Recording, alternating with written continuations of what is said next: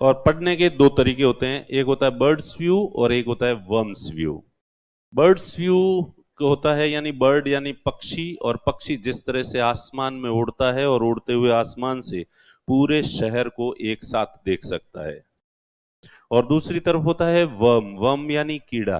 कीड़ा मिट्टी के अंदर चलता है और मिट्टी के एक एक कण को अलग अलग करके देखता है। तो ऐसे ही आपकी पढ़ाई की जो स्ट्रेटेजी है उसमें बर्ड्स व्यू भी होना चाहिए और वर्म्स व्यू भी होना चाहिए। बर्ड्स व्यू के तौर पर आप सभी लोगों को आपका आरएस मेंस का जो सिलेबस है वो आपकी सामने, आपकी टेबल के ठीक सामने दीवार होनी चाहिए। आपकी टेबल दीवार से सटी हुई होनी चाहिए और उस दीवार पर आरएस मेंस का सिलेबस लिखा हुआ होना चाहिए, जो है वो चिपकाया हुआ होना चाहिए। और रोजाना जब भी पढ़ने बैठो तो दिन में 1 या 2 बार आप सिलेबस को सरसरी तौर पर जो है एक बार उसका अवलोकन कर लें, और धीरे धीरे करके सिलेबस के सारे पॉइंट्स आपको याद होने चाहिए।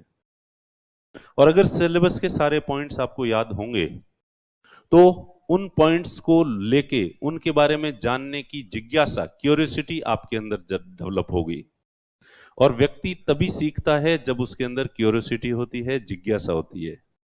बिना जिज्ञासा के कोई व्यक्ति कुछ भी नहीं सीख सकता। सीखने के लिए पहली आवश्यकता जिज्ञासा है।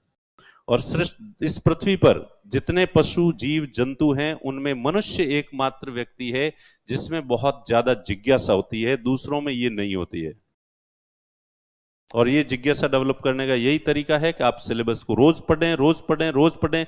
वो पॉइंट्स पढ़ेंगे तो आपके दिमाग में आएगा, यार ये क्या होता है, आखिर ये होता क्या है, आखिर ये होता क्या है। ये कहीं ना कहीं आपके दिमाग के किसी कोने में ये चीज होगी।